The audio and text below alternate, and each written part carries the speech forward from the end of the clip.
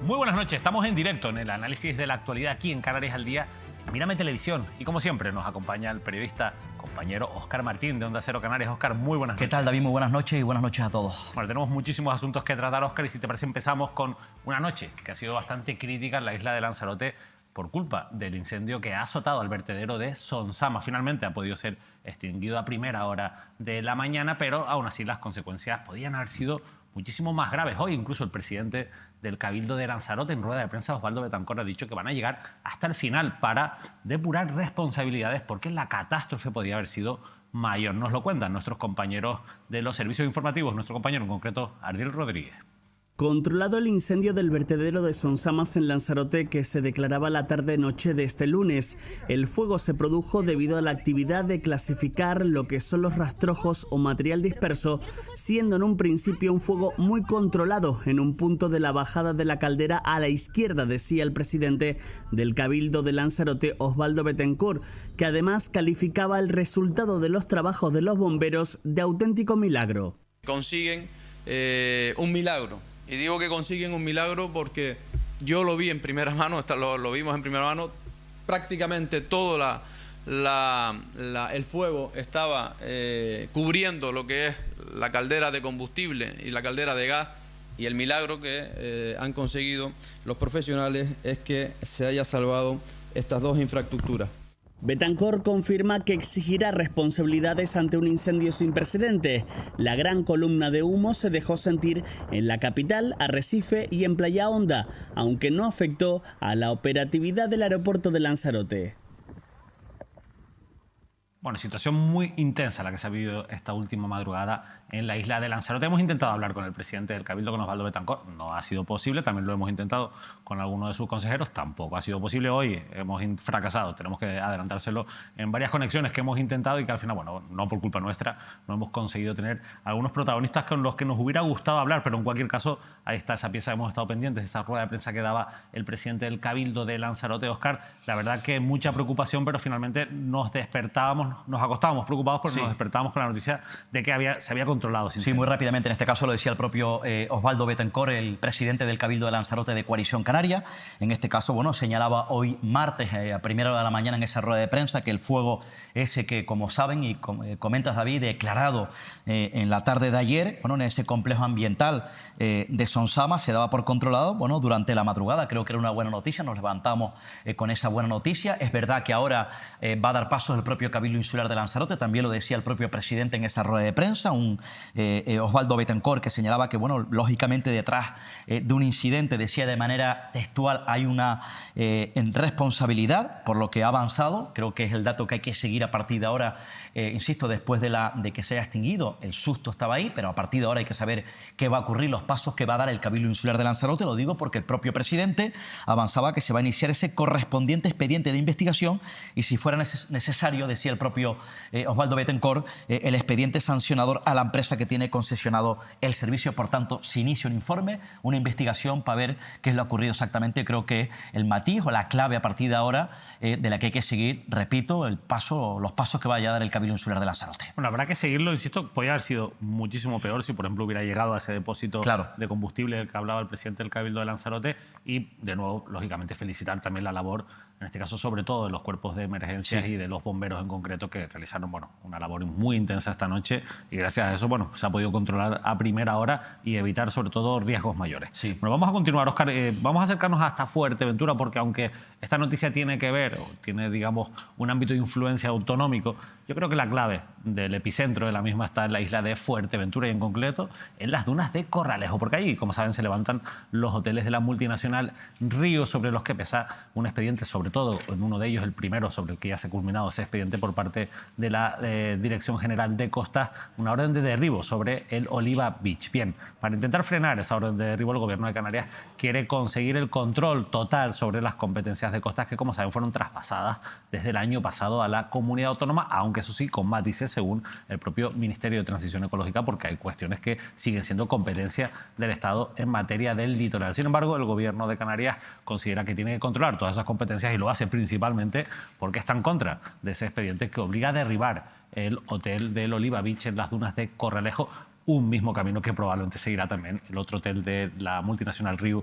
en esas dunas, que es el Hotel Tres Islas. Bueno, vamos a escuchar a cómo lo anunciaba después del Consejo de Gobierno celebrado la reunión este pasado lunes, y vamos a escuchar a Pablo Rodríguez, al consejero, pero también al propio presidente del Gobierno de Canarias, a Fernando Clavijo. Hoy el Consejo de Gobierno ha dado autorización para la presentación, en este caso, del recurso ante el Constitucional del conflicto de costas, unos antecedentes de este conflicto que conocen perfectamente porque hemos ido dando cuenta a lo largo de los últimos meses.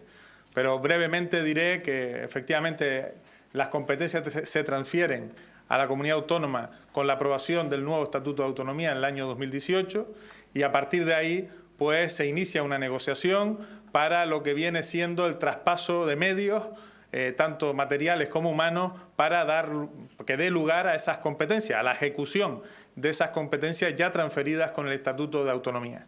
Desde el primer momento dijimos que no estábamos de acuerdo en ese Real Decreto de traspaso de medios y competencias, porque entendíamos que no daba cobertura a lo que establece el artículo 157 del Estatuto de Autonomía, que otorga a Canarias las competencias exclusivas en materia de costa y de gestión del litoral. Lo que llevaremos es aprobar la presentación de ese recurso por el conflicto de competencias en materia de costa. Se tendrá que presentar antes del día 30. Que acababa el plazo. Nos hubiese gustado que el diálogo y el entendimiento entre administraciones hubiese sido la fórmula idónea, máxima después de la sentencia del Constitucional con la Ley de Costas de Galicia, pero no ha sido posible, y bueno, pues cuando no es posible nosotros tenemos que defender las competencias de nuestras instituciones. Yo siempre digo que en Canarias somos mayores de edad y somos perfectamente conscientes de la maravillosa naturaleza que tenemos en nuestras manos, y que por eso lo que queremos es que las costas sean gestionadas por las administraciones canarias, desde el ayuntamiento hasta los cabildos, hasta por supuesto la comunidad autónoma, porque estoy absolutamente convencido de que lo vamos a hacer un poquito mejor de lo que lo ha hecho el Estado hasta ahora, y solo tenemos que pasear por nuestro litoral para saber lo que ha permitido el Estado en nuestras costas. Bueno, escuchamos tanto al consejero Pablo Rodríguez Óscar como al presidente de Canarias, a Fernando Clavijo. Bueno, esto era algo ya anunciado, sí, era algo previsible. Finalmente habrá batalla jurídica en el Tribunal Constitucional entre el Estado y el Gobierno de Canarias. A mí lo que me llama la atención es cómo lo que supuestamente iba a ser una legislatura de concordia y de buenas relaciones en asuntos como la materia migratoria o el fenómeno migratorio o en la competencia de costas, hay completamente una ruptura entre el Estado y Canarias. Claro, porque por otro lado, en este caso, Coalición Canaria, especialmente, ya saben, el pacto en Canarias, Coalición Canaria Partido Popular, pero en lo que compete en el tejado de Coalición Canaria, que asume la presidencia, bueno, ellos valoran constantemente el buen acuerdo, el buen entendimiento, el buen diálogo, el cumplimiento, en este caso, del Gobierno de España, del Gobierno de Sánchez, con la famosa Agenda Canaria. En este caso, las relaciones son buenas. Bien, es verdad que efectivamente, en este caso, bueno, hay tiranteses con respecto al fenómeno migratorio, donde constantemente, y es normal además, el Gobierno autónomo insiste en la necesidad de que sea contundente el Gobierno de Sánchez en materia migratoria. No lo viene pidiendo ahora, sino lo lleva pidiendo desde hace mucho tiempo, incluso estando en la oposición, cuando gobernaba el Pacto de las Flores con Ángel Víctor Torres, ahora ministro como presidente de esta comunidad autónoma. Y por otro lado, la lucha para tener competencia, porque según así lo establece, según insiste Coalición Canaria, también el Partido Popular, el Estatuto de Autonomía ya, bueno, lo han venido anunciando. En el Consejo de Gobierno de ayer ya se autorizó, se dio esa aprobación, batalla jurídica ante el Constitucional, y en medio, como decías tú al comienzo, por eso decías que había que mirar a la isla de Fuerteventura, bueno, pues ese conflicto abierto, ¿no? La orden del Ministerio de Transición Ecológica sobre la demolición de un hotel en La Oliva, en Corralejo, el Oliva Beach. Por cierto, ayer hablábamos, manteníamos conversación, le buscábamos, sondeábamos a los trabajadores a través del presidente de la plataforma Salvar el Oliva Beach. Mantienen esa incertidumbre, confían en el entendimiento entre el gobierno autónomo y el gobierno de España para tratar de salvar, por tanto, este hotel situado en la isla de Fuerteventura. No, pero la llevan clara, porque lo menos que hay es entendimiento. Claro, absolutamente. Pero incluso cuando le preguntamos ayer cuando ocurría este asunto, ellos confían todavía, pero se mantienen, están acorralados por la incertidumbre, sobre todo por el futuro laboral, la incertidumbre laboral de los trabajadores. Hay que decir también que en La Oliva, curiosamente, ya lo hemos venido contando, también se ha autorizado por parte del gobierno autónomo la construcción de un hotel en ese municipio turístico de 4 estrellas, 1000 camas. Por cierto, hablando en este caso de Corralejo, ahora una batallita entre los ecologistas, una batalla que vuelve a resurgir entre ecologistas, el Cabildo, el Ayuntamiento de La Oliva y los empresarios. Ha mandado un comunicado Coalición Canaria en La Oliva. Coalición Canaria en La Oliva, sabes que gobierna el gobierno autónomo, sí. Coalición Canaria con el Partido Popular. El portavoz de Coalición Canaria y alcalde de La Oliva, Isaí Blanco, a través de un comunicado ha trasladado hoy el total rechazo de la formación nacionalista en el municipio a la ampliación del muelle de Corralejo.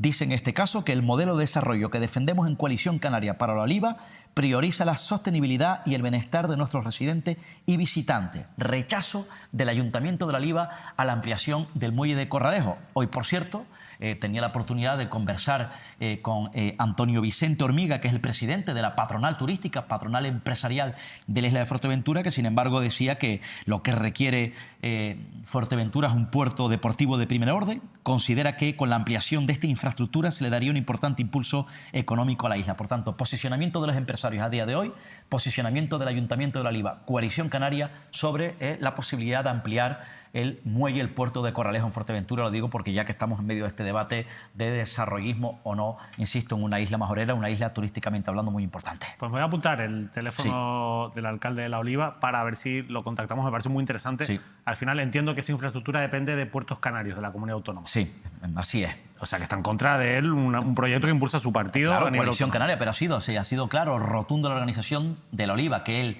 es alcalde y además es portavoz de Coalición Canaria. Bueno, hablando de alcaldes, hemos intentado que hoy entrase Juan Antonio Peña, que es el alcalde de Telde, para responder a las críticas que ha vertido la oposición. Saben que la pasada semana hablamos con Alejandro Ramos, que es el portavoz del Partido Socialista, y también dimos cobertura a lo que han dicho los tres grupos de la oposición, Coalición Canaria, Nueva Canarias y el PSOE, sobre la gestión del actual alcalde de Telde en ese cuatripartito que gobierna el municipio Gran Canaria. Bueno, pues el alcalde ha declinado, él ha dicho que tiene una agenda complicada. Desde su gabinete de comunicación nos han comentado que prefieren no entrar en esa discusión porque, entre otras cosas, consideran que las críticas han sido bastante ligeras por parte de la oposición y que no han puesto exactamente cosas muy concretas sobre la mesa. Nosotros, insisto, la semana pasada escuchamos a Alejandro Ramos decir cosas tan graves como que el alcalde ha utilizado una empresa Gestel, una empresa pública del municipio, para contratar a personas cercanas a la figura de Juan Antonio Peña. En cualquier caso, Juan Antonio Peña, el alcalde, nos ha dicho que en otra ocasión no tendrá problema en entrar y lo vamos a volver a intentar a ver la próxima semana si conseguimos hablar con el alcalde de Telde. Bueno, siguiendo un poco con la política autonómica, la comisión del caso Mascarillas que se va a desarrollar en el Parlamento de Canarias va a tener tela, porque entre otras cosas está previsto que se cite a declarar tanto al expresidente de Canarias, Ángel Víctor Torres, como al propio Koldo García. Nos lo cuenta Ardiel Rodríguez desde la redacción de Mírame Televisión.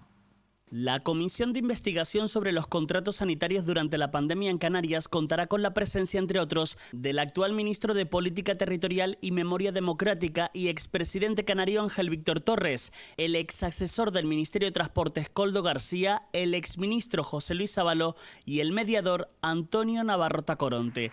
Las comparecencias arrancarán el próximo 1 de julio, con las primeras 14 personas de las más de 70 solicitudes, según acordado este lunes la Mesa del Parlamento, que ha decidido las propuestas de todos los grupos. En esta primera reunión que hemos tenido, segunda reunión que hemos tenido ya a la mesa, hemos valorado la propuesta que han hecho todos los grupos políticos sobre los comparecientes y las solicitudes de documentación.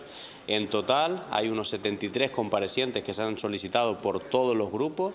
La mesa se volverá a reunir el próximo 5 de junio para pulir los defectos, entre ellos saber si la comisión será a puerta cerrada. se decidirá a partir de que se aprueben las normas el día 7, se decidirá. Si es verdad que las normas de funcionamiento dicen que si por razones de que se declara alguna cuestión secreta y salvo las que sean de deliberaciones o la de la aprobación de las normas del plan de trabajo que es secreta, el resto a priori, pues si no hay impedimento o no incumple alguna normativa específica que deba de tener el secreto, pues serán abiertas.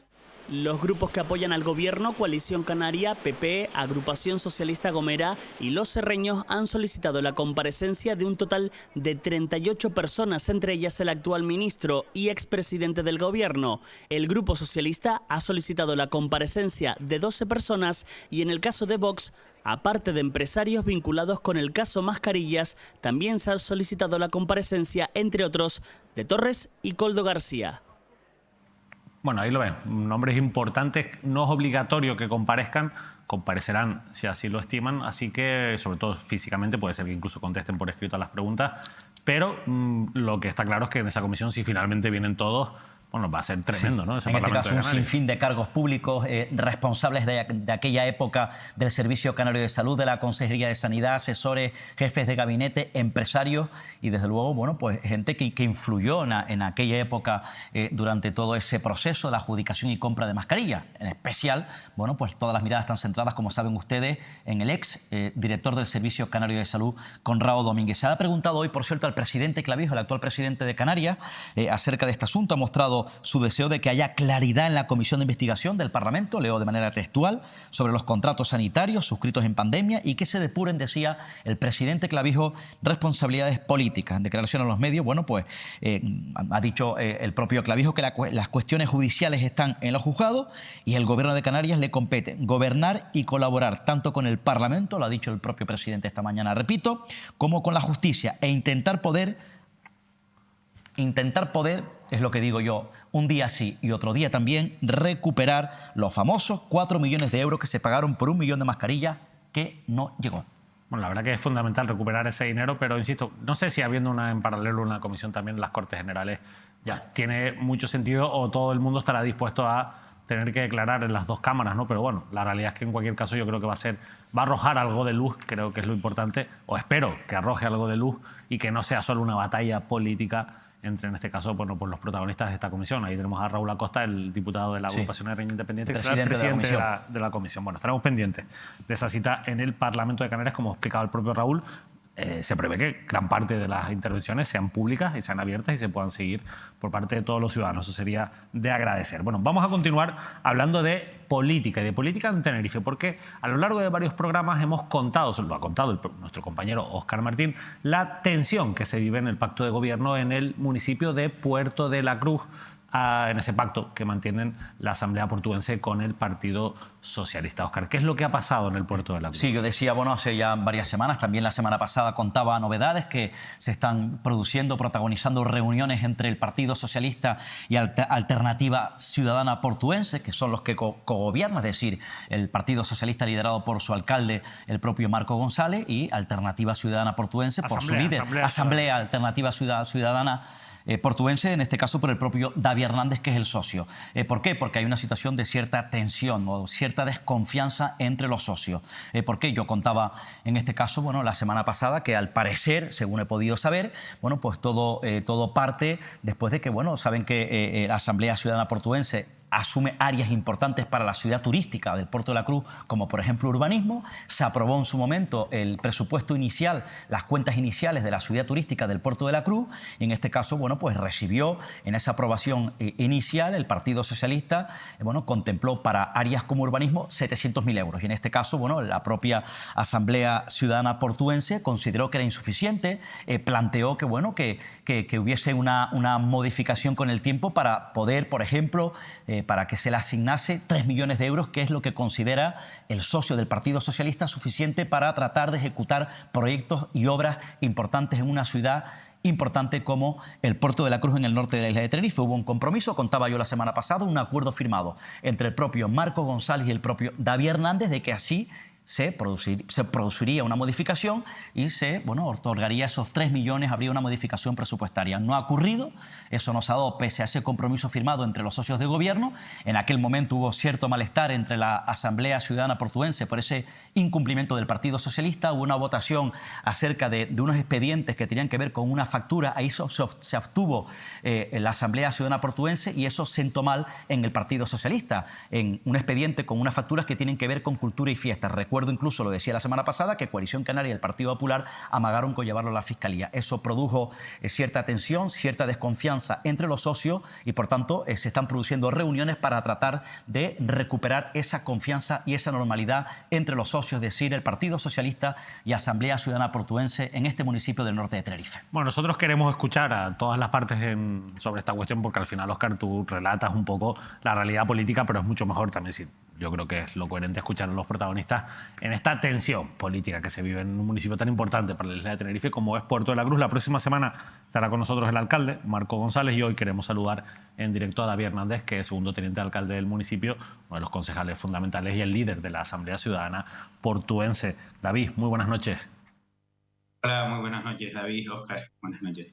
¿Cómo está la salud del pacto entre el Partido Socialista y la Asamblea Ciudadana Portuense hoy, a esta hora de la noche, 28 de mayo? Bien, creo que Óscar más o menos ha dado un repaso, ¿no?, a los últimos acontecimientos, que es verdad que han sido así, que han pasado, pero es verdad que hay algunas semanas en las que no se producen reuniones. Y yo, más que tensión, más que conflicto, hablaría de incumplimientos claros, como bien dice Óscar, incumplimientos claros. Nosotros hemos firmado un presupuesto inicial en febrero de este año, un presupuesto, como también bien dice el compañero, pues con unas cantidades insuficientes para el desarrollo de políticas públicas de áreas tan importantes como urbanismo, pero también empleo, deporte, salud, que llevamos entre las dos áreas que llevamos los dos concejales de Ciudad Sostenible, de la Asamblea Ciudadana Portuense. Y como digo, en esa foto que nos hicimos para aprobar el presupuesto inicial por el mes de febrero, pues teníamos un pacto firmado, un acuerdo firmado entre este caso pues el alcalde y yo, sobre el dinero que había que incorporar al área de urbanismo, pero también de empleo, de salud, etcétera. Alrededor de 3 millones de euros, lo que hemos firmado, que a día de hoy era un pacto, un acuerdo que debería de cumplirse de manera urgente. O sea, después de firmar ese acuerdo inicial, de ese presupuesto inicial, debía cumplirse, llevarse a cabo esa modificación de crédito, que hasta la fecha no se ha hecho. Se hizo una anterior para facturas también que se debían y algunas alegaciones pudieron al presupuesto inicial que tenían que tener partidas. Hicimos alguna modificación de crédito, pero es verdad que la modificación de crédito que hemos pactado de esos alrededor de 3 millones de euros para desarrollar políticas públicas importantísimas para la ciudadanía, no para David ni para la Asamblea, sino para la ciudadanía, pues esa modificación de crédito no se ha dado y seguimos sin tener esas partidas en nuestras áreas y tener muchas actuaciones importantes para el municipio paradas, llámese obras de asfaltado, llámese Plaza de la Vera, llámese obras en los colegios, como el Tomás Iriarte, por ejemplo, llámese planes de empleo, competiciones deportivas, que están esperando con proyectos ya, por ejemplo, en el área de urbanismo, con proyectos redactados y solo a falta de las partidas para ejecutarlos y no llega, ¿no? En cualquier caso, cuando llegue será también tarde, ¿no? Será bastante tarde, porque no es solo que llegue, que se haga esa modificación de crédito, eso lleva más de un mes después para que podamos disponer de esas partidas. Y además lleva tiempo licitarse las obras, por ejemplo, también, que entramos casi en el mes de julio y agosto, con lo cual estamos hablando estamos comunicando y estamos diciendo a la ciudadanía que hemos podido perder pues mucha gestión, un año de gestión urbanística, por ejemplo, además de lo que le comento de pruebas deportivas, de planes de empleo, de muchas actuaciones importantísimas para la ciudad. David, ¿y esos incumplimientos, esas modificaciones extrajudiciales de crédito, si no se producen, pueden llevar a que ustedes se planteen la ruptura del pacto con el Partido Socialista? Claro, estamos ahora en un momento clave. Estamos sin poder avanzar, sin poder dar un paso en actuaciones, como digo, vitales, ¿no? O sea, no podemos esperar más, o sea, y además cuando es algo que está firmado por los dos partidos. O sea, somos dos partidos, dos grupos políticos en el gobierno, es un gobierno democrático donde se llega a acuerdos, no hay ninguna mayoría absoluta, no hay una mayoría absoluta en el Puerto de la Cruz, y nosotros, bueno, pues creemos que el socio mayoritario debe hasta cuidar, ¿no?, a su socio minoritario. Ya no pido que nos cuiden, pero sí que nos respeten y que nos dejen desarrollar nuestras políticas. La Asamblea Ciudadana Portuense, y es que les habla, no llevamos 15 o 20 años en política, como es mi caso, no venimos a la política a ser subordinados, en este caso, de nadie. Venimos a desarrollar las políticas que nos han puesto ahí, por las que nos han votado y las que tenemos en un programa político pactado, ¿no? Como digo, no creemos que esto deba ser así, no estamos en un sistema donde si no hay mayoría absoluta, pues las cuestiones tienen que ser pactadas, tengas 10 concejales, tengas 3, tengas 5, pues tenemos que llegar a acuerdos y tenemos sobre todo que cumplirlos, ¿no? Le insisto, David, ¿están dispuestos a abandonar el grupo de gobierno, a romper ese pacto si no se cumplen con esas modificaciones extrajudiciales de crédito que están firmadas y están comprometidas por el Partido Socialista? Bien, hasta ahora no, o sea, lo único que hemos querido saliendo a la palestra, saliendo públicamente, pues es, denunciar de alguna manera públicamente lo que está pasando, y en ningún momento se ha hablado de tomar ninguna medida en el seno de la Asamblea. Es verdad que hemos recibido pues acercamientos de otros grupos políticos, incluso hay un café ahí que me han solicitado del Partido Popular desde hace muchos meses. Ellos mismos han dicho públicamente que yo ni siquiera me he sentado a tomarme un café con ellos, ¿no?, con lo simbólico que pueda hacer esto, ¿no?, y con lo descortés también, y que puede ser pues no sentarte con un grupo que también forma parte del Pleno Municipal pues hablar de nada, ¿no? Eso además lo han corroborado estos grupos políticos, que ni siquiera ha habido acercamiento por nuestra parte, ni nos hemos sentado a nada. Con lo cual, nuestra lealtad está y ha estado a prueba de bomba. Vamos, nosotros hemos sido pues unos socios leales a un pacto que hemos firmado y que cumplimos y que seguimos cumpliendo, bueno, pues a rajatabla. Lamentablemente no podemos decir lo mismo de la otra parte, y esta es la situación que hoy por hoy denunciamos. Pero, concejal, en caso de que perdure en el tiempo, se prolongue, que pasen los meses, que ya esté la legislatura casi agotándose y que se siga incumpliendo, pese, como yo contaba, usted me lo acaba de confirmar, que hay un escrito firmado entre usted y el propio Marcos González sobre ese compromiso que se está incumpliendo. Insisto, si se prolonga ese incumplimiento, si la desconfianza va aumentando, usted, se lo pregunto de otra manera, ¿estaría dispuesto a sentarse seriamente con Coalición Canaria y el Partido Popular para tumbar al Partido Socialista? El tema es que si dos concejales como somos el compañero Alberto Cabo y yo, estamos haciendo un trabajo importantísimo para la ciudad. La Asamblea Ciudadana Portuense ahora mismo es imprescindible. Estamos haciendo unas políticas de eficiencia energética. Hemos instalado cinco instalaciones fotovoltaicas. Fíjate, la primera de ellas, y perdona que haga este inciso, la primera instalación fotovoltaica en el Polideportivo Santa Illa nos ha dado 23.000 euros de ahorro solo en 7 meses. O sea, estamos trabajando con la eficiencia energética, con los asfaltados, con planes de empleo que hemos triplicado a otros gobiernos anteriores. O sea, acabamos de aprobar el plan especial del conjunto histórico, que desde el año 2006 se tenía que haber hecho. O sea, estamos haciendo un trabajo del que estamos súper orgullosos, pero es que si no tienes partidas, podemos trabajar mucho, podemos funcionar muy bien, podemos hacer las cosas muy bien, como nos gusta hacer a la Asamblea, con responsabilidad con las actuaciones, responsabilidad con el dinero público, ojo, pero si no tenemos partidas, o sea, estamos con los brazos atados. O sea, no es que no tengamos que pactar o tengamos que realizar cualquier tipo de actuación, es que no podemos hacer nada, es que nos obligan a estarnos quietos, a no hacer nada, ¿no? Y como digo, esto en un sistema democrático, en un sistema de partidos, donde las mayorías pues son las mayorías, donde no hay ninguna mayoría absoluta en en el puerto de la Cruz, pues hay que saber dónde estamos, en qué situación política estamos. Estamos en una democracia, estamos en un sistema democrático, y estamos en un contexto donde no hay mayorías, y hay que tenerlo claro. No hay nadie que tenga mayoría absoluta, aunque se quiera actuar de esa manera. Entonces tenemos que trabajar con esa idea, con esa filosofía, ¿no? de ser socios de gobierno que nos necesitamos, porque nosotros también hemos sido generosos, pues dándole ya por segundo mandato consecutivo la alcaldía al Partido Socialista, ¿no? Y hemos estado ahí, hemos sido leales a un pacto, como digo, que hemos firmado, a unas políticas públicas que han sido muy buenas para la ciudad. Estamos súper orgullosos, como digo, de las políticas que hemos desarrollado en el municipio, y queremos seguirlas desarrollando.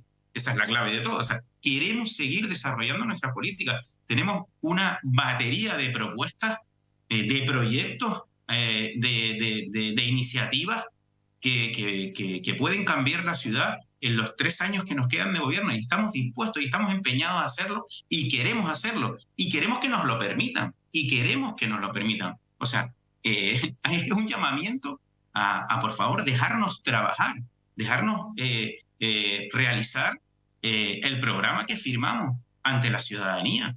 Eso es lo que estamos denunciando en este caso. Sí, concejal, contaba yo que ustedes en este caso protagonizaron un episodio que sentó mal al Partido Socialista. Se abstuvieron usted y su compañero en un expediente, ahora me cuentan, un expediente relacionado con unas facturas con el área de fiesta y cultura, si no me equivoco, donde además en este caso Coalición Canaria y Partido Popular, lo contaba la semana pasada, lo contaba ahora, amenazaron públicamente con llevarlo a la Fiscalía. ¿Esa acción, la abstención suya y de su compañero, fue por reacción política ante el cumplimiento, o que vieron ustedes sospecharon de algún indicio, tuvieron algún indicio de supuesta o presunta irregularidad de ese expediente, de esa factura, sí o no? Mira, llevar facturas a pleno, llevar facturas que sea el pleno quien tenga que aprobarlas, debe ser una excepcionalidad. O sea, no podemos gestionar un presupuesto público, y ahí nuestra preocupación, a través de llevar facturas al pleno, porque son facturas, son actuaciones, son contratos que no tienen procedimiento. Y eso, más allá de la irregularidad o no, que eso, pues no sé si la oposición pues llevará o no a Fiscalía, o habrá un juez que diga que eso está bien o mal, lo castigará o no. Más allá de todo eso, nos parece una irresponsabilidad gestionar un presupuesto público con un sistema excepcional, que son los reconocimientos extrajudiciales de crédito, con facturas aprobadas por un pleno. Nos parece poco responsable, por llamarlo de alguna manera, que se gobierne de esta manera. Y es nuestra llamada de atención, es decir, nosotros no podemos pasar por ahí por casi 1 millón de euros en casi 200 facturas, pues algunas de ellas sin trámite alguno, con falta de explicación.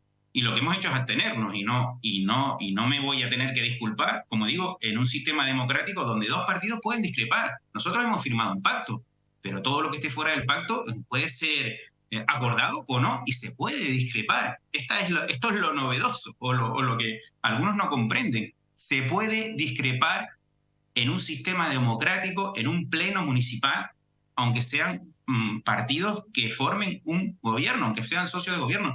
Y discrepar en este caso no ha sido votar en contra, que se hubiera paralizado el procedimiento. Nos hemos abstenido, ni siquiera es una discrepancia. Una abstención ante unos procedimientos que no creíamos, que no veíamos claros, y que además ese procedimiento, con nuestra intención, sigue caminando. O sea, ni siquiera al final hemos sido generosos, no hemos votado en contra. Cuando nuestro voto en contra, sí se hubiera paralizado la gestión, pero ni siquiera le pongo el calificativo de discrepancia, porque es algo natural si todos tenemos claro, eso sí, que estamos en un sistema democrático. David, para finalizar, la verdad es que le agradecemos mucho que esa transparencia para contarnos cuál es la situación, desde la óptica, lógicamente, de la Asamblea Ciudadana Portuense, de la realidad de ese pacto. Antes hablaba de ese café al que le han invitado la oposición. ¿Los cafés ahora entre el alcalde y usted se los toman juntos o se los toma cada uno en su despacho? No, nosotros seguimos hablando porque tenemos un municipio en nuestras manos y tenemos que seguir hablando y tenemos que seguir entendiendo. Y por nuestra parte, que nos falta, sigue habiendo diálogo, seguimos llamando al diálogo y que haya entendimiento porque si no sería una irresponsabilidad. Está claro que el entendimiento empieza a escasear, ¿no? A escasear por actuaciones como esta, que de verdad no entendemos, porque paralizar las políticas urbanísticas, por ejemplo, o de empleo, no tiene efecto negativo hacia mi persona, hacia el compañero, hacia la asamblea. Tiene un efecto negativo hacia los ciudadanos y ciudadanas que nos votaron a ambos. O sea, es la explicación que no hemos tenido todavía, que no hemos comprendido por qué de una manera unilateral se paralizan las políticas de tu socio de gobierno, que son las políticas para la ciudadanía, no son para nadie en concreto. Se lo preguntaremos al alcalde David Óscar rápidamente. Para terminar ya muy breve, señor Hernández, ¿le sorprendió a usted? A mí sí, y además fue una clave importante para todo lo que he venido contando. ¿Le sorprendió a usted la marcha de la número 2 del Partido Socialista, la número 2 de Marco González, concejal de Hacienda en el Ayuntamiento, Natalia Afonso Pestana, que dimitió como concejal de Hacienda? ¿A usted le sorprendió? Sí, bueno, más que me sorprendió, porque también en el seno de un gobierno, aunque sean de colores diferentes, pues hay conversaciones pero a nosotros lo que nos preocupó, ¿no? Que ya no, esto no es nuevo, ya es la segunda primera teniente de alcalde, concejala también de Hacienda, una que no quieren que esté y otra que se va. Es cuanto menos preocupante, ¿no? Y nos preocupa también pues esa nueva delegación de competencias, donde el alcalde asume más competencias, no solo asume cultura, no solo asume policía, no solo asume administración pública con la unidad de contratación, con el registro, sino que además asume ahora el área de Hacienda, que ha dejado la ex compañera Natalia, ¿no? Entonces, esta acumulación de competencias también nos preocupa porque todos tenemos un límite, ¿no? Todos tenemos un límite y una capacidad. Y si nos superamos ese límite, no superamos el límite propio. Es decir, eso va a influir, como digo, negativamente, pues directamente en las políticas de recursos humanos, en las políticas de Hacienda, en no gestionar el presupuesto como se debe. Y bueno, pues estamos más que sorprendernos, para resumirte la pregunta, Óscar, pues más que sorprendernos, lo que mostramos es nuestra preocupación. Bueno, pues gracias. Nos ha dejado de todas formas muchas preguntas en el aire que nosotros vamos a trasladar, lógicamente, al alcalde, a Marco González, a ver si puede explicar razonablemente por qué se han producido esos incumplimientos que usted hoy ha denunciado aquí en directo. David Hernández, de verdad, muchísimas gracias por habernos atendido y muy buenas noches. Muchísimas gracias por llamar. Bueno, Óscar, la verdad es que ha sido muy claro, transparente, sobre todo ha puesto sobre la mesa la posición de la Asamblea Ciudadana Portuense en esta, lo llamará como quieras, pero crisis en el pacto de gobierno. Absolutamente, en este caso yo creo que ha sido elegante políticamente, tiene muchas tablas, tiene mucha experiencia el primer teniente alcalde, este político del Puerto de la Cruz, pero en cualquier caso, escuchando sí que podemos sacar una conclusión, y la conclusión es que ha abierto en estos momentos un distanciamiento, hay un serio distanciamiento entre la Asamblea Ciudadana Portuense y el Partido Socialista, los socios. Por tanto, insisto, concluyo, repito, ha sido muy prudente, cauto, muy elegante políticamente, pero hay una crisis de gobierno en estos momentos en el Ayuntamiento del Puerto de la Cruz que, por lo menos escuchando al propio Hernández, su formación política, él y su concejal, tratan como pueden de salvarla. Bueno, la próxima semana se lo preguntaremos a Marco González. Ustedes saben que es el alcalde de Puerto de la Cruz. Este jueves no tendremos Canarias al día porque es el día de Canarias. Tenemos una programación especial aquí en Mírame Televisión. Y ahora lo que sí tenemos es todavía algunos asuntos que tratar antes de irnos a publicidad, porque son varias organizaciones las que han vuelto a pedir la dimisión del obispo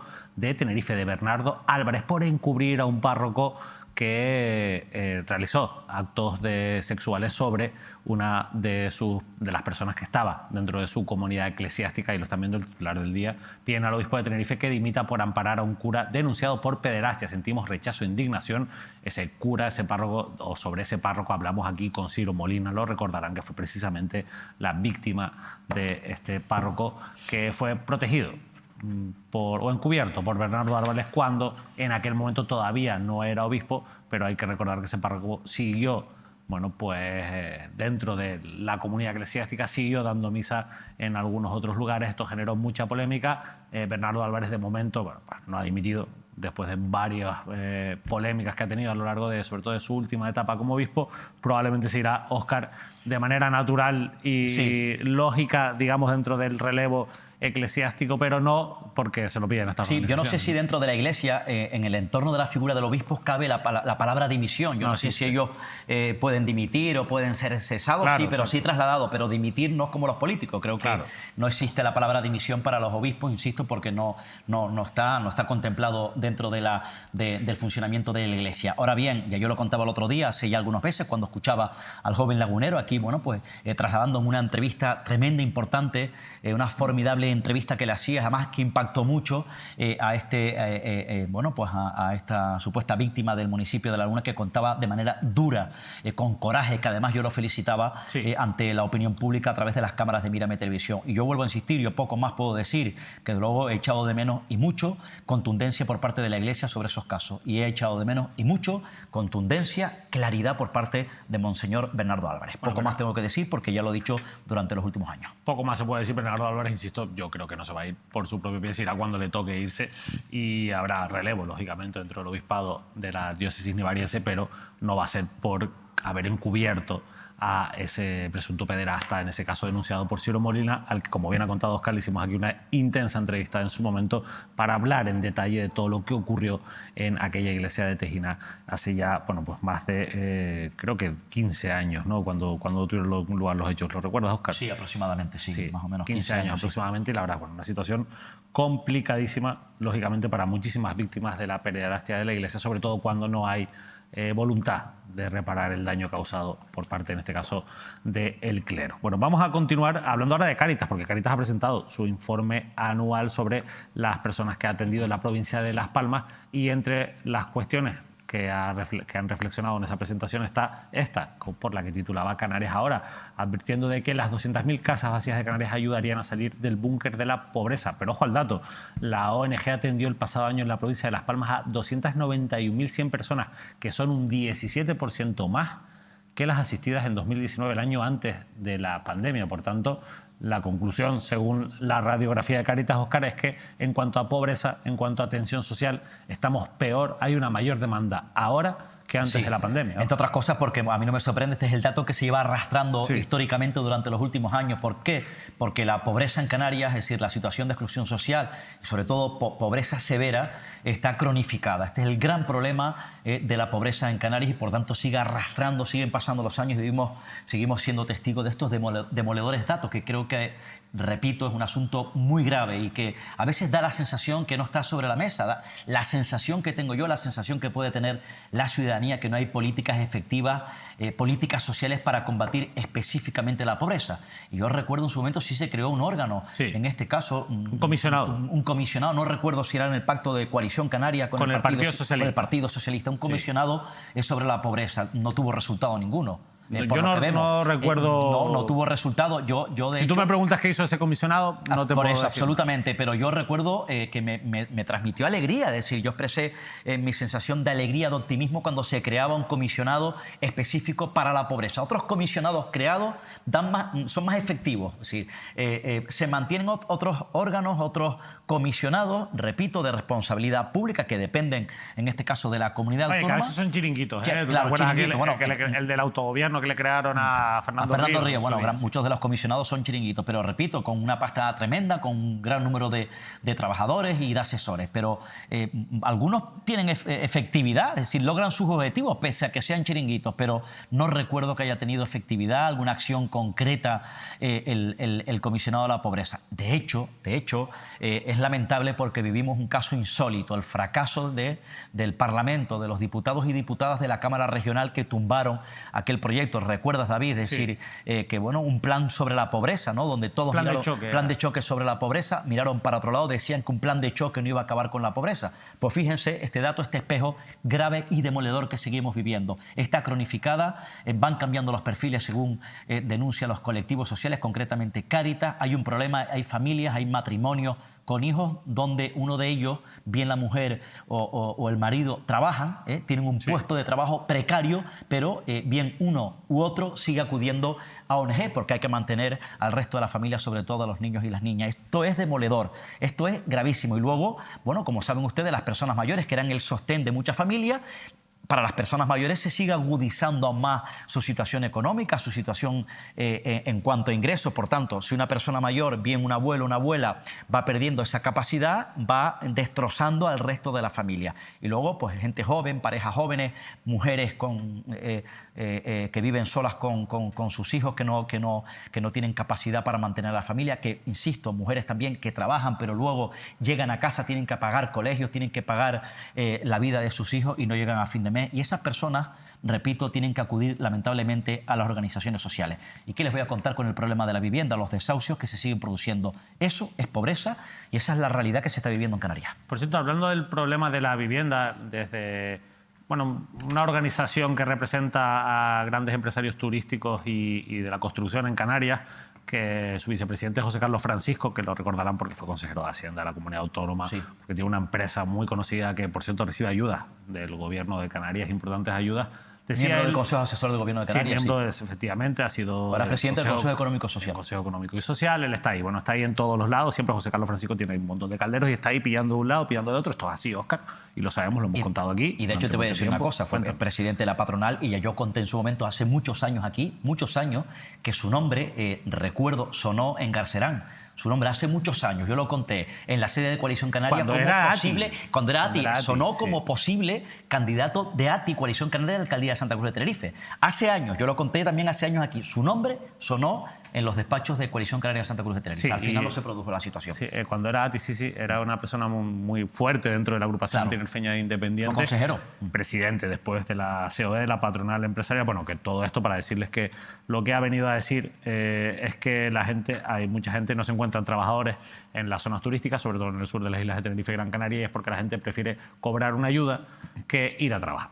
Y claro, esto al final, José Carlos, habría que cogerlo con calma o con un poco de pinzas, ¿no? Y de cuidado, porque al final yo creo que también es verdad que a lo mejor si la gente no quiere ir a trabajar y prefiere cobrar una ayuda, si esto fuera cierto, sería porque el trabajo que ustedes ofrecen no compensa a esas personas, porque a lo mejor es que ir a trabajar al sur de la isla de Tenerife por un salario mínimo, por un salario precario, pues a lo mejor a la gente no le compensa. Si esto fuera así, José Carlos, lo que usted dice y lo que dicen los empresarios constructores y hoteleros, que además están diciendo que lo que se tiene que hacer es construir más infraestructuras para acabar con el problema de la movilidad y construir más viviendas para que haya viviendas para los trabajadores. Y esto, que puede ser una solución, probablemente no sea la única. Vean lo que dice Cáritas, que es más efectivo comprar las viviendas que ya están vacías. Esto a ustedes no les gusta, José Carlos, porque ustedes quieren construir esas viviendas y al final, bueno, pues seguir en el bucle del negocio, ¿no? A mí me parece un poco irrespetuoso, ¿no? Ante tanta gente que lo está pasando mal en Canarias y que si no trabaja probablemente no sea porque prefiere cobrar una ayuda, sino porque las condiciones laborales no son las más adecuadas. Pero bueno, dicho esto, nos vamos a ir a publicidad y nos fuimos el otro día con una buena noticia, una buena imagen, la de esa chofer de Tixa que recogía a un perro abandonado y al final, por cierto, el perro que ha vuelto con sus dueños porque el perro se había perdido. Hoy nos vamos con esta triste imagen, la del maltrato animal en Canarias, que se vuelve a repetir en este caso en Las Palmas de Gran Canaria, donde han lanzado a su perro al fondo de un contenedor de basura porque estaba herido. Fue encontrado por agentes de la policía y se investiga a la propietaria del perro por un supuesto abandono del animal. La verdad es que, bueno, salvajes de estas características sigue habiendo y al final es el contraste, no tenemos imágenes que destacar de como esa conductora de Tiza, esa sensibilidad y después gente completamente insensible. Unos minutos a publicidad y volvemos con más análisis de la actualidad.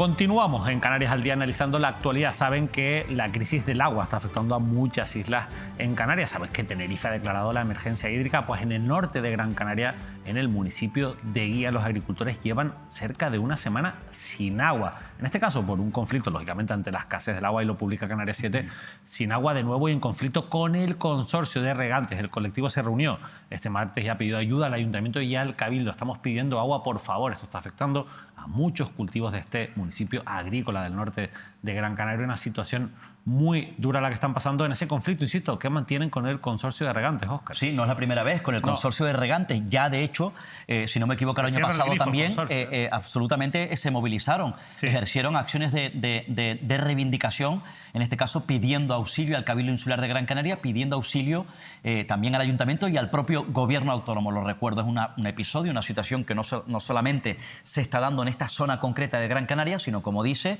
en gran parte de las islas, especialmente en Lanzarote y Fuerteventura, pero también en otras, como por ejemplo el sur y norte de la isla de Tenerife, y por eso se están tomando medidas para tratar de afrontar un verano que se aproxima o se prevé que sea bastante duro por la sequía, y por eso se declara la crisis hídrica. La verdad que es situación muy complicada. En 2023 hablaba de ese episodio, Óscar, en el que además también cerca de 1000 viviendas se quedaron sin agua, porque ahí el corte por parte del consorcio de los dueños del agua, al final el agua, como saben, mayoritariamente está en manos privadas. En Tenerife el 75% del agua que se consume está en manos privadas. Saben que esto a partir de la ley de aguas va a cambiar dentro de unos 15 años aproximadamente, pero todavía mientras tanto, bueno, pues tendremos estos episodios de especulación o de, bueno, pues uso prioritario del agua para algunos y no para otros, ¿no? Esto es algo de lo que nos hablaba ayer, por cierto, Sergio Rodríguez, el portavoz de Palca, esta organización, esta plataforma agraria libre de Canarias, que la verdad es que no tiene pelos en la lengua y que no se cansa de denunciar precisamente pues graves problemas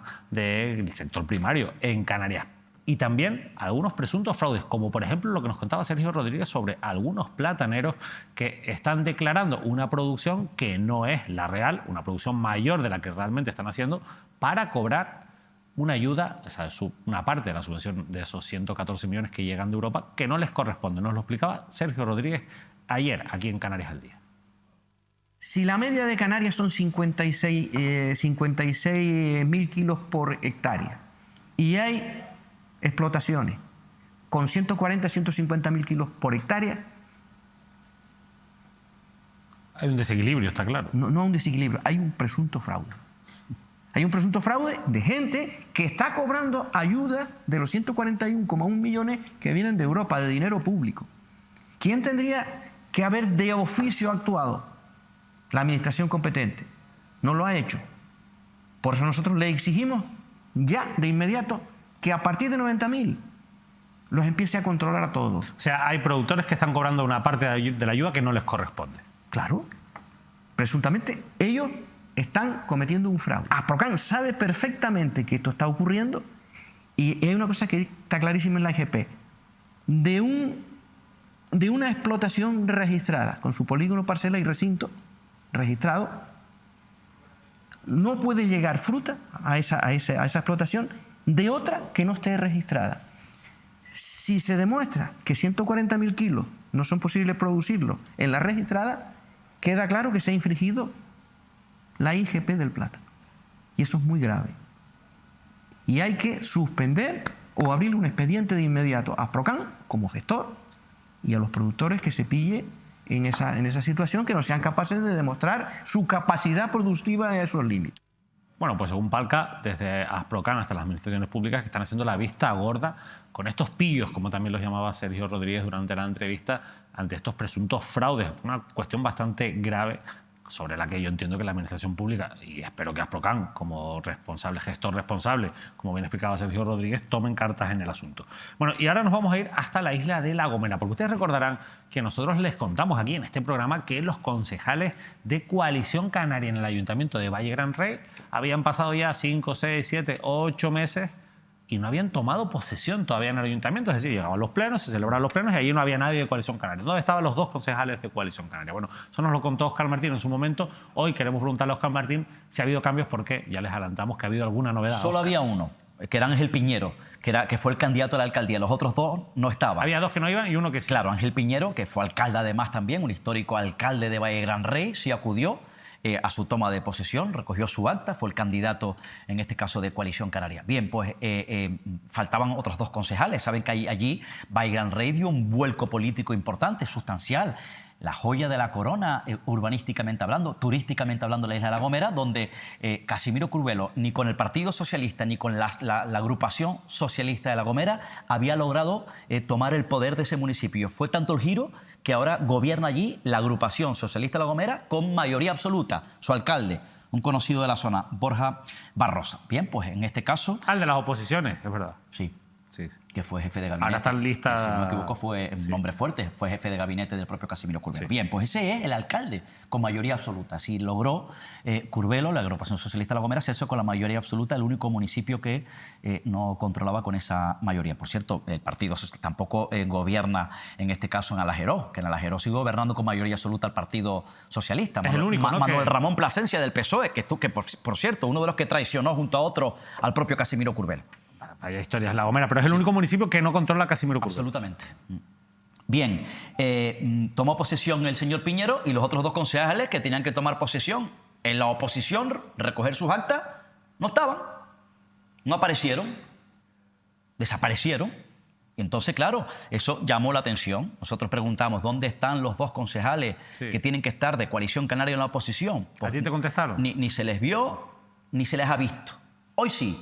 Bien, un partido político, Iniciativa por La Gomera, preguntó a Coalición Canaria, oiga, Ángel Piñero sí tomó posesión, ¿dónde están los otros dos concejales? Es decir, don Pedro José Dorta Santos y doña Judith Barroso. Preguntaba Iniciativa por La Gomera. Primero le mandaron un escrito al secretario de Organización Nacional de Coalición Canaria, David Toledo. Ponían en el escrito, lo contamos en su momento, en el acto de constitución del Ayuntamiento de Valle Gran Rey.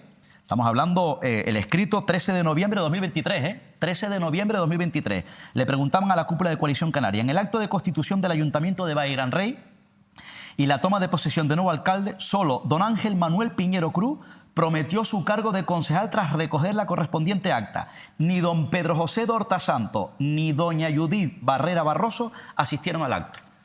No tuvieron respuesta. También le mandaron ese escrito, lo contamos en su momento, Iniciativa por La Gomera, al secretario general insular de Coalición Canaria en La Gomera, un conocido, Víctor Tomás Chinea Mendoza. Por cierto, ahora está diputado, ¿no? Tiene un puesto de... Claro, está en el gobierno de Canarias. Está en el gobierno de Canarias, tiene un puesto de responsabilidad en el gobierno de Canarias, también ocupó puestos de responsabilidad en la isla de La Gomera. Le mandaron también ese escrito exponiendo lo que estoy contando. ¿Dónde están? ¿Por qué no han tomado posesión? En este caso, don Pedro José Dorta Santos y doña Judith Barroso. No te lo vas a creer. A ver, sorpréndeme. Hoy hubo un pleno en el Ayuntamiento de Valle Gran Rey y han tomado posesión don Pedro José Dorta Santos y doña Judith Barroso. Oye, se les ha visto, han tomado posesión. La pregunta mía es, ¿por qué durante todo este tiempo no tomaron posesión? ¿Dónde han estado estos dos políticos de Valle Gran Rey? Lo habrán explicado en el pleno, ¿no? Lo desconozco. No sabes lo que es. Pero sí que han tomado posesión en un pleno que se ha celebrado hoy. Porque lo de que se le pinchó las ruedas del coche y no llegaron a tiempo. Nosotros contamos esto hace mucho tiempo. Y ojo, insisto, estos dos escritos de Iniciativa por La Gomera, Coalición Canaria, fueron el 13 de noviembre de 2023, tanto al propio Víctor Tomás Chinea Mendoza como a David Toledo. Bien, han aparecido los dos concejales. Bueno, ya están, ya están, han tomado posesión, han recogido el acta. SOS desaparecidos ya se acabó el caso, ya son concejales de la oposición. La pregunta mía es, no sé si tú la sabrás, ¿qué sospechas? ¿Por qué durante todo este tiempo no han tomado posesión? A lo mejor no han podido. No lo sé, es que supongo que lo habrán explicado. Bueno, vamos a ver si nos enteramos para el próximo martes de qué explicación han dado, porque algunas la han tenido que dar, Óscar. Bueno, pues alguien les habrá preguntado, no habrá sido, oye, ¿qué pasó? Bueno, no sé, a lo mejor que yo qué sé, pues estaban de vacaciones o no podían por el trabajo. Bueno, pues a ver si nos enteramos, porque al final yo creo que es importante saber, oye, al final, que esto se presta a la broma, pero que tú te presentas a una lista electoral para que la gente te vote. A lo mejor es que pensaban que tú no te presentes a tu puesto de trabajo por el que has sido elegido, en este caso, que es el ayuntamiento. Claro, por eso nosotros no puesto de trabajo porque no son concejales liberados, claro, pero sí es su responsabilidad. ¿Por qué era política. relevante contar esto en su momento? ¿Por qué es relevante contar esto? Porque ellos les ha votado el pueblo. Hace un año. Hace un año. Ellos tienen representación porque les ha votado el pueblo. Y desde luego, si les vota un pueblo, tienen que acudir, tienen que recoger su acta en una institución democrática como el Ayuntamiento de Valle Gran Rey. Nosotros contamos en su momento que era una falta de respeto. Bueno, podemos contar y nos alegramos que ya por lo menos están en el ayuntamiento, han aparecido estos dos concejales. Bueno, otra de las cosas que has contado aquí, o que ha contado Óscar Martín aquí en reiteradas ocasiones, es la posibilidad de que el Ayuntamiento de Santa Cruz de Tenerife, así muy resumido, le esté haciendo un puesto a medida a José Ramón Lascano, que ustedes a lo mejor no se acuerdan de él, pero es un arquitecto de Santa Cruz de Tenerife que fue candidato en ese partido, que a lo mejor tampoco se acuerdan de él, pero que existió en su momento y fue importante, como fue Ciudadanos, en el que iba de número 2 en Santa Cruz de Tenerife y consiguió un acta de concejal. Fue el concejal que apoyó a Patricia Hernández como alcaldesa, pero que después desapareció poco a poco, fue concejal de urbanismo de la primera línea política, hasta que finalmente, en medio de la pandemia, ustedes saben que se tejió una moción de censura en la que fue clave que el propio Lascano diera un paso a un lado para que entrase Evelyn Alonso y, por tanto, recuperase la mayoría Coalición Canaria y José Manuel Bermúdez en el Ayuntamiento de Santa Cruz de Tenerife. Bueno, pues Óscar ha venido diciendo en diferentes que programas sonaba el nombre, que presuntamente se te está haciendo un puesto a medida en el Ayuntamiento. Óscar. Yo lo que contaba concretamente es que el nombre de Lascano estaba sonando en estos momentos, estaba sonando aquellos días en el propio Ayuntamiento de Santa Cruz de Tenerife. Sí, pero bueno, no sonaba porque por la mañana se levantaba el conserje del Ayuntamiento bueno, y ponía... pues sonaba porque podría tener alguna responsabilidad, podría tener algún cargo. Y a mí me llamaba la atención que sonaba el señor Lascano, ese perfil que tú cuentas, que fue bastante polémico, porque en este caso, con su dimisión, fue concejal de urbanismo, provocó la ruptura del pacto, en este caso, o la ruptura o la marcha del gobierno de Patricia Hernández con Ciudadanos y la moción de censura a Coalición Canaria Partido Popular. Y a mí me inquietaba que el nombre de Lascano volviese a sonar en el Palacio de los Dragos. ¿Por qué te inquietaba? Porque no es normal que después de tanto tiempo apareciese el nombre por los pasillos del señor Lascano. Porque siempre se ha rumoreado que esa decisión que él tomó se tenía que premiar de alguna manera, ¿no? Por Coalición Canaria. Hombre, siempre se ha estado hablando de eso en los correíos políticos. Hombre, gratis no lo hizo, en ¿no? los correíos municipales del Ayuntamiento de Santa Cruz de Tenerife. Yo en ese momento, la semana pasada creo que fue, desconocía por qué sonaba el nombre de Lascano. Vale, no lo pues sabía. me he enterado que el Partido Socialista en Santa Cruz de Tenerife, el Grupo Socialista, no yo. El Grupo Socialista, lo dejo claro, no yo. El Grupo Socialista ha trasladado al Pleno, al Gobierno, sus sospechas. No, yo no sospecho. Ellos, el PSOE, son los que han venido sospechando. Pero vamos a ver, Óscar, no. Porque tú llevas diciendo aquí también un montón de tiempo que el PSOE no está ni se le espera en Santa Cruz. Vale, perfecto. Bueno, pues ahora sí se les esperó. Esto apareció como los concejales de Valle Gran Rey. Vale, está bien. Las cosas son como son. Yo decía concretamente, lo quiero dejar bien claro, que sonaba el nombre de Lascano, que me iba a enterar por qué estaba sonando el nombre de Lascano, quiero dejarlo muy claro, David, en los pasillos del Ayuntamiento de Santa Cruz de Tenerife. Y ya me he enterado por qué el nombre de Lascano ha venido sonando en los pasillos del consistorio del Palacio de los Dragos. ¿Por qué? Porque el Partido Socialista ha trasladado al Gobierno Municipal de Coalición Canaria, Partido Popular, sus sospechas, el PSOE sospecha de que, bueno, quieren parece ser que un cargo, en este caso, el de director de transformación urbana de Santa Cruz Verde 2030, director de transformación urbana Santa Cruz 2030, sospecha el Partido Socialista en Santa Cruz que podría la figura de Lascano asumir esa responsabilidad. Y esa sospecha del Partido Socialista... ¿Pero ese puesto existe? No, creo que no. Yo creo que es nuevo después del proyecto del proyecto de transformación de la zona de la refinería. No, que al final es un mandato legal que tiene que cumplir, tiene que adaptarse. No te olvides que Lascano es arquitecto. A 2030, sí, claro. Encajaría bien ahí en principio, ¿no? Vale. Bueno, la zona de bajas emisiones, bueno, todo eso son cuestiones que los municipios de más de 50.000 habitantes... Vale, pues el Partido Socialista ya nos ha dado la respuesta. El Partido Socialista sospecha que el señor Lascano pudiese ser colocado, en este caso, insisto, traslada sospecha al Partido Socialista al frente de la dirección como director de transformación urbana. La concejal del PSOE, que además saben ustedes que Matilde Zambudio estuvo en Ciudadanos, fue compañera Pero es independiente ella. Sí, independiente en el Partido Socialista, fue compañera del propio Lascano. Ha preguntado al gobierno de Coalición Canaria Partido Popular esa posibilidad, esa sospecha en pleno, además reciente, el pasado viernes. Parece ser que, en este caso, la propia Matilde Zambudio remitía algunos escritos al propio gobierno municipal y al final logró pues preguntarle directamente, pese a los reiterados escritos, concretamente a la concejal de personal del propio gobierno municipal, Purificación Dávila, si les parece. Bueno, pues podemos ver ese momento donde, repito, el PSOE sospecha de esa posibilidad. No yo, el PSOE. Bueno, escuchamos a Matilde Zambudio del PSOE, que no del PSOE porque es independiente, preguntarle y, bueno, pues debatir con Purificación Dávila, que también, si no me equivoco, es concejala de la Sociedad de Personal. Y de la Sociedad de la Sociedad de Desarrollo es Carmen Pérez. Carmen. Una nueva promesa, por cierto, del Partido Popular. ¿Por qué? Bueno, una abogada, yo decía, joven, y parece ser que está siendo bien valorada por el Partido Popular en su gestión al frente de la Sociedad de Desarrollo Somecosta. ¿Mejor valorada que Carlos Tarife? No lo sé, ahí yo no entro. Bueno, de Carlos Tarife vamos a hablar a continuación, o de esa medida de la silla, pero antes escuchamos a Matilde Zambudio y a Purificación Dávila.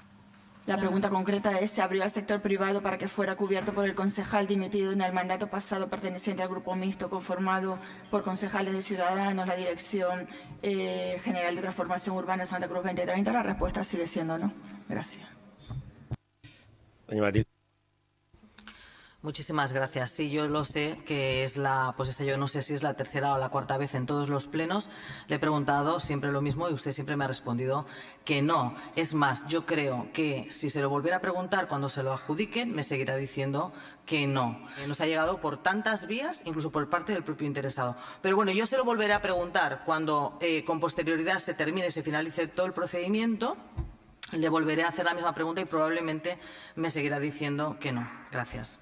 Si ustedes, cuando gobernaban, usaron esa bola mágica para, por ejemplo, en el puesto que ustedes convocaron también, abierto al ámbito privado, de dirección adjunto del servicio jurídico, que casualmente ganó la persona que aparentemente tenía menos cualificación de los que se presentaron, eso es cosa suya.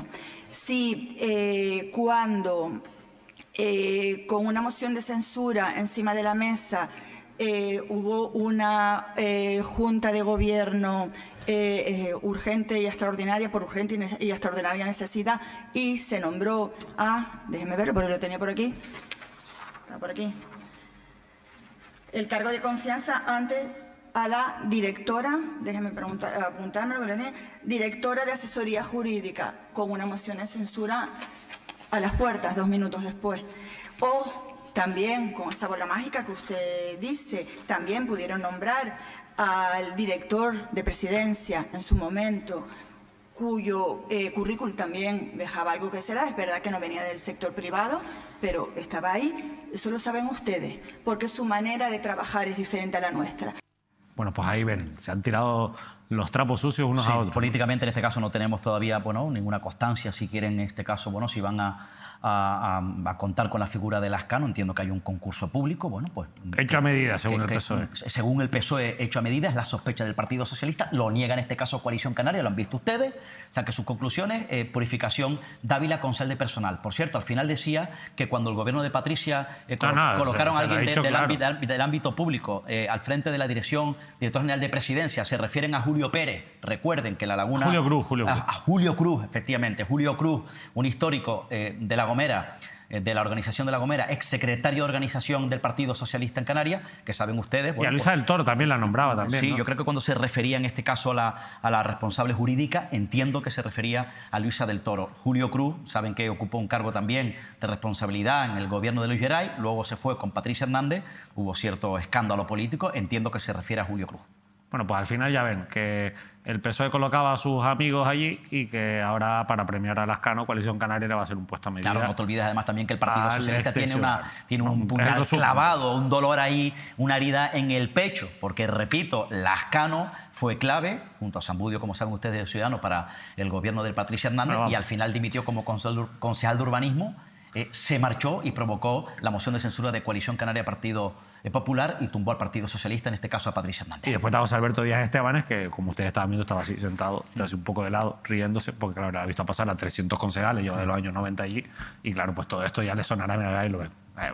Claro, normal. Estebanes, que además es diputado regional, ¿eh? Sí, además es diputado regional, pero es que lleva de los 90 ahí, de concejal. Sí. O sea, que mira que tiene que haber visto, claro, de todo, desde aquellas peleas míticas un histórico, de Serolo con el PSOE, un conocido portavoz y un buen portavoz, en este caso de Coalición Canaria históricamente, y en la época de Miguel Serolo, afianzado con poder, fue concejal de Hacienda en el Ayuntamiento de Santa Cruz. Pero bueno, que estas cosas les tienen que sonar allí. Yo supongo que cuando has visto tantas veces lo mismo, si a mí me pasa, ¿no? De hacer tantas entrevistas ya tantos años, es como entras en un bucle que tú dices, pues que siempre es lo mismo, ¿no? Porque al final los políticos se repiten mucho.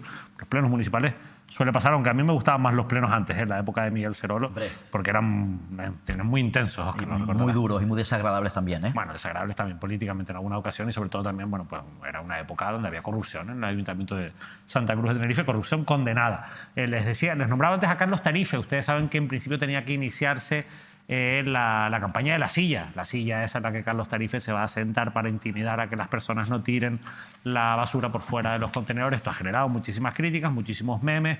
El último, yo les recomiendo que vean un vídeo de Abu Bukaka que está en las redes, que es buenísimo, que yo creo que define muy bien de qué va esta campaña. Pero lo que sí que ha conseguido Carlos Tarife, y eso no se lo va a quitar nadie, es que todo el mundo está hablando de la campaña de la silla. Pues bien, un hecho que no, obviamente no estaba previsto y que ha ocurrido hoy, un hecho desgraciado, porque se ha caído una rama en el Parque García Sanabria, ahí lo están viendo, y ha dejado pues un herido, un ciudadano que ha sido herido. Los servicios públicos han informado de que la rama se encontraba en mal estado y aclaran que los afectados se encuentran bien, y se ha acordonado, bueno, la zona del reloj de flores ahí en la capital tinerfeña, Óscar. Y si no me equivoco, esto ha provocado que Carlos Tarife no haya podido poner en marcha la campaña de la silla hoy. Sí, esto ocurrió a primera hora de la tarde, como decías, la caída de esa rama justo enfrente, al lado de la cafetería del reloj de flores, enfrente justo del reloj de flores. Además, yo pasé por ahí, vi el momento después de la caída de la rama, en el parque, en el conocido parque de Santa Cruz de Tenerife. En este caso, bueno, estaban los operarios tratando de retomar la normalidad, estaban agentes de la policía local. Entiendo además que en el primer momento habrá venido la asistencia sanitaria. Vamos, que no te cayó la rama de milagro. No, yo estaba, cuando yo pasé por ahí, al momento había caído la rama, ¿no? Pero no por ahí por el parque, sino por la acera de enfrente. Bueno. Y bueno, también es verdad que luego vi incluso al concejal, al propio concejal Carlos Tarife ahí in situ ante esa situación, acompañado de su personal, de su gente de confianza. Luego, al cabo de unas horas, bueno, los medios de comunicación recibimos rápidamente este apunte a través de su equipo de prensa, donde concretamente a las 3:53 nos mandaban: se cancela la convocatoria de esta tarde sobre la campaña de limpieza de la silla por ver la evolución del señor al que le cayó una rama de un árbol en el Parque García Sanabria, que tiene heridas de carácter leve. Mañana avisamos de la nueva convocatoria, disculpen las molestias. Estaba previsto que se sentara el propio Carlos Tarife a las 7 de la tarde en un primer punto de los 28. El elegido, insisto, se ha cancelado. Estaba previsto a las 7 de la tarde en el popular y querido por todos barrio Chicharrero de los Gladiolos.